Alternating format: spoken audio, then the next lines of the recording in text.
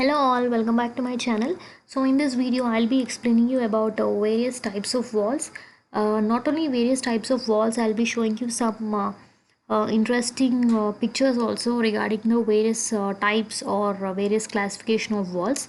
If you want the notes of this topic, you can just click on the description of this video. You'll have a link, so click on the link and you can download the notes. Okay, so we'll quickly move on to the topic. Coming to the first definition, what's a wall? So everybody of us know what is a wall, right? We have walls in our house. So in our colleges, wherever you go, you have a wall. So wall is that member or a structure which defines an area. So for example, you say this is a living room, this is a kitchen room. So how are you able to divide the space into a particular room or into a particular area? Or you say this area is this much square meters. How you are able to say when you put a wall? So it is that which gives or defines an area which carries load. Obviously wall will take the load which is coming from above, and it also provides shelter or security. And wall is also a structural element which divides the space into number of spaces. As I was talking, one particular area is divided into a living room, a kitchen, a hall, or like that, a bedroom, like that. So we are able to divide furthermore into small spaces. That's only possible with the help of a wall. Walls are further classified into, or rather walls can be told in two ways. We have inner walls, outer walls. Inner walls are also called interior walls or partition walls. Outer walls are also called exterior walls. So in outer walls, they give the enclosure to the house. Means to say this is a house or this is a particular shelter or this is a particular building, we distinguish with the help of outer walls. Whereas inner walls, they behave like partitions for the inside space. Likewise, for example, there is a wall which is differentiating a living room and a bedroom. That behaves as a inner wall. And the wall which is exposed to the atmosphere outside is your exterior wall. So we have the following types of walls in building construction. We have load bearing wall, non-load bearing wall, cavity wall, shear wall, partition wall, faced wall, V-kneed wall, and panel wall. Let's go into detail about all these classifications. Coming to the first one, which is load bearing wall. See, the name itself, it is telling load bearing. Means what? It is that kind of wall which is taking the load. So remember, load bearing wall is a structural element. It carries the weight of the house from the roof and upper floors and passes to the foundation. It also supports structural members like beams, slabs, and walls which are on the above floors. A wall which is directly above the beam is also called as a load bearing wall. It is designed to carry the vertical load. In another way, if a wall does not have any post or any other supports directly above it, it is more likely to be called as a load bearing wall. Load bearing walls also carry their own weight. This wall is typically over one another on each floor. If the wall on the ground floor is at some place X, similarly above it you will have the wall for the first floor.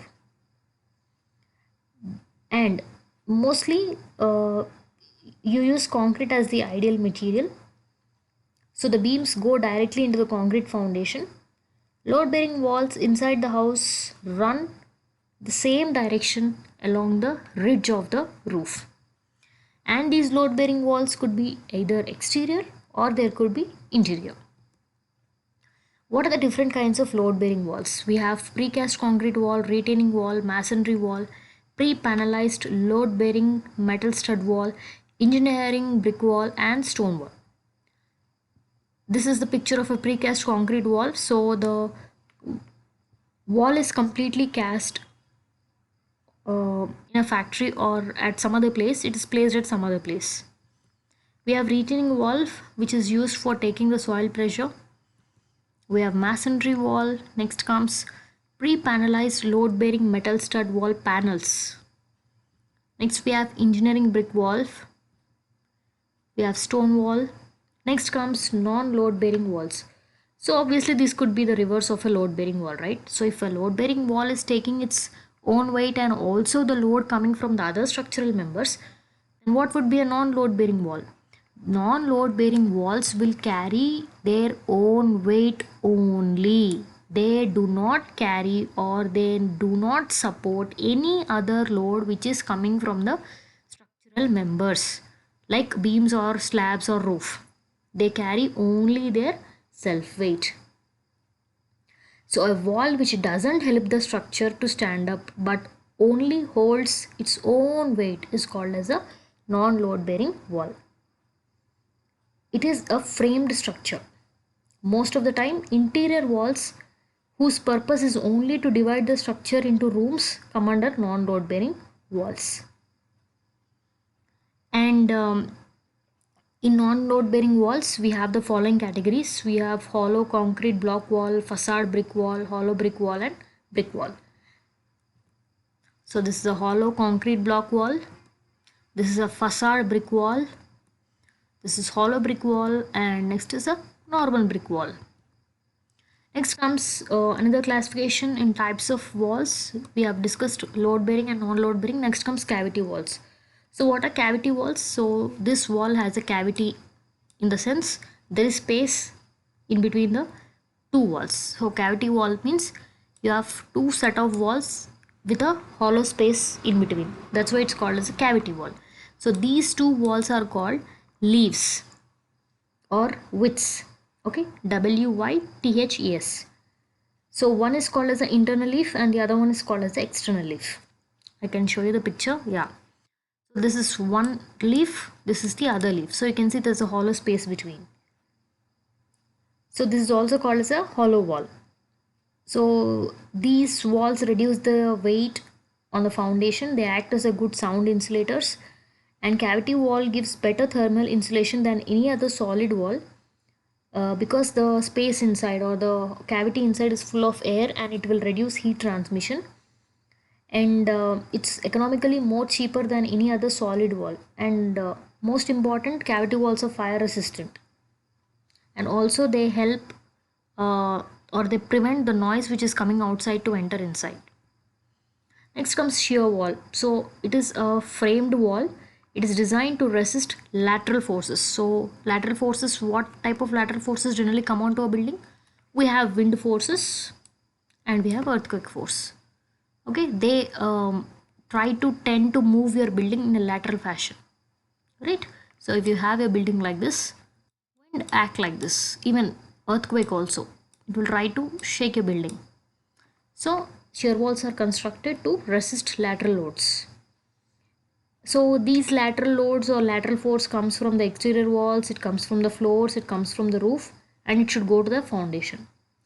And the use of shear wall is very important, especially in large and high-rise buildings. It is typically constructed from materials like concrete or masonry. It has an excellent structural system to resist earthquakes. It provides stiffness in the direction. The construction and implementation are easy in shear walls. It is located symmetrically to reduce the ill effects of a twist. The shear wall doesn't exhibit any stability problem. So the shear wall looks identical like a wall, but it's designed in a separate way. Next comes partition wall. So what's a partition wall? Obviously, it is used in separating spaces from a building. It can be solid, which is constructed from brick or stone. It is obviously a framed construction. The partition wall is used or is secure to the floor, ceiling and walls. It is enough strong to carry its own weight. It resists impact. It is stable. It is strong.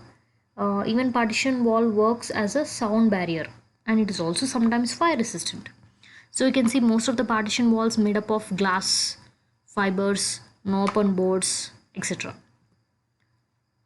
Next comes faced wall. So what's a faced wall?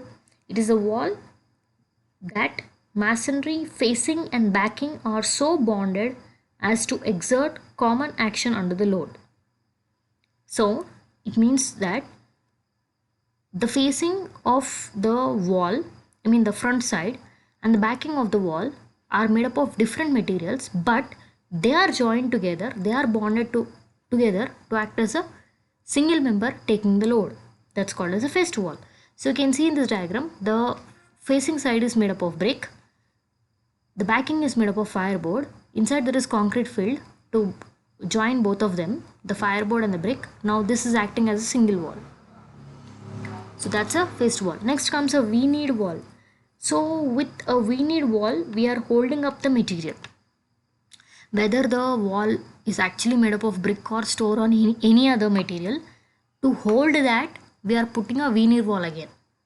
So it is, most of the famous V-kneed walls are made up of brick. It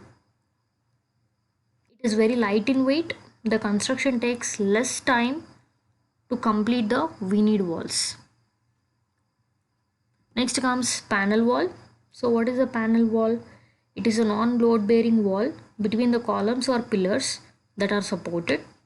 The panel is installed with both nails and is adhesive in nature. The paneling design choices include rustic boards, frames, etc. Paneling can be from hardwood or any pine wood. One should paint the space before installing a panel wall. Especially panel walls are used for aesthetic purpose. So this is all about the classification of walls. I hope you all understood the video. Thanks for watching.